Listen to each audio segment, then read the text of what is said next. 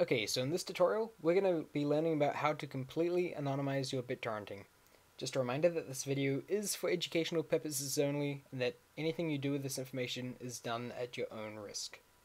So the first thing we need to do is get our VPN, which we're going to be using private internet access, which is privateinternetaccess.com, and all the links used in this video will be listed in the description below.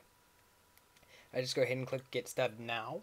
And unfortunately, this software does cost per month or per year, but I'd recommend buying the per month just so you can test it out first, unless you have it already. And if you like it, then go ahead and get the yearly subscription, because it's a very good VPN, very secure. As it says, it takes no logs. And if you aren't sure how to set it up for the first time, you can check out my previous video in which we looked at anonymous internet browsing, where we set up the VPN properly. Once you've got that downloaded, go ahead and get uTorrent, our BitTorrent client that we'll be using, uTorrent.com, and click Get uTorrent. I've already got it downloaded, so I'm not going to bother with that. You can use other torrent clients, but I would recommend uTorrent as a personal favorite, for Windows definitely. And if you're using Linux or Mac, don't use, or I'd strongly advise against using transmission, as it, to the best of my knowledge, doesn't appear to support proxying, which is a downside, which is what we need. And the third thing that we want is we want to get PeerBlock, which is PeerBlock.com, and click on the downloads, and we want to get the latest stable release, PeerBlock 1.1 at the moment, and scroll down to the download, get it here, and click that to download. So now that we've got all this downloaded, we want to set up our uTorrent client. So go ahead and install uTorrent. It's just a simple next, I agree installer, and open uTorrent, options, preferences.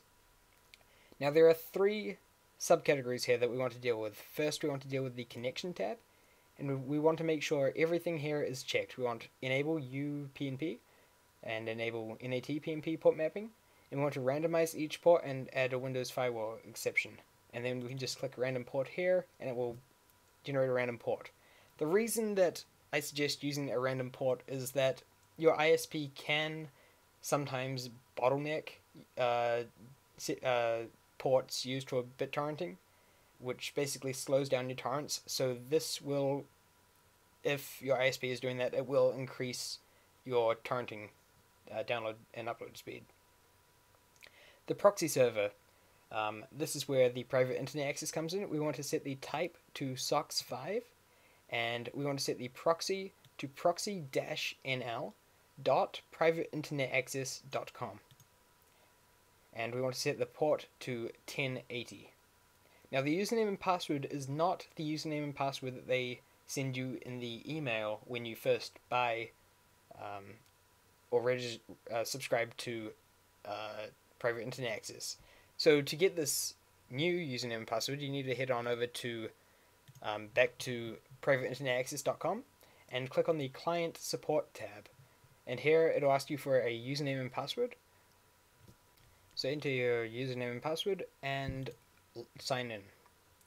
So this will load up the client control panel, which contains different information. You can change your email or change your password. But what we want is we want to look at the tab that has the socks listed here. This is the proxying for peer-to-peer and all that. What you want to hit is generate username and password if you haven't already.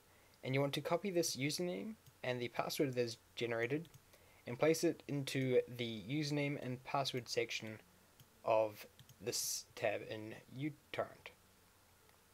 And then make sure you tick authentication, use proxy for hostname lookups, use proxy for peer-to-peer connections, disable all local DNS lookups, disable features that leak identifying information, and disable connections unsupported by the proxy. Then head on over to the bandwidth tab, and if you don't want your uploads hogging your whole internet connection, if you're going to be uploading a lot, I'd suggest limiting it yourself to 100 or 200 kilobytes per second. That just leaves you some room to do other stuff on the internet. And then under the BitTorrent tab, under protocol encryption, make sure you set the outgoing to enabled and allow incoming legacy connections, and click apply. And then we can click OK, because that's all we need to do to configure uTorrent. Now we want to go ahead and install PeerBlock. So we'll double click the installer here that we downloaded before, and just next. You can choose to start it up on system startup. It does block a few or several of useful websites, like it blocks uTorrent.com if you've installed that before, or like if you're going to download uTorrent, it will block you from the website, and it will also block websites like the Steam website as well. If we launch PeerBlock now, it will update the PeerBlock lists, and we can go ahead and close that. And now we can see what it's doing just here, and you can see we can disable it. We can allow HTTP, we can check for updates, and yeah. So I would only recommend using this when you want it, because it can get annoying by blocking websites that you want to use as well, like Steam. So just use it when you're torrenting, when you really need it.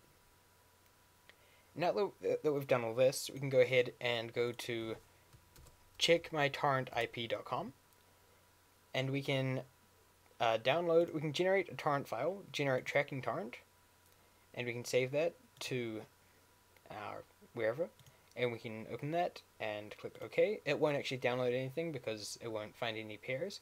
But now we can go back to this page, the CheckMyTorrentIP, and we can click refresh, and it will give you an IP address that is the private internet access IP address actually, and the country will be the Netherlands, which is where the private internet access is based.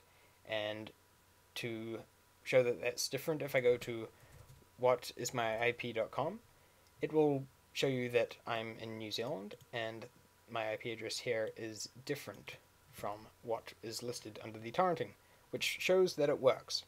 So yeah, now it's all set up. I hope you found this tutorial interesting, because now you can torrent with it being very, very hard to trace you, and you are almost 99% anonymous. Of course, there are a few flaws in every method of anonymizing yourself, and you can just delete this torrent, by the way. And yeah, thanks for watching. I hope you enjoyed this video, and I'll catch you later.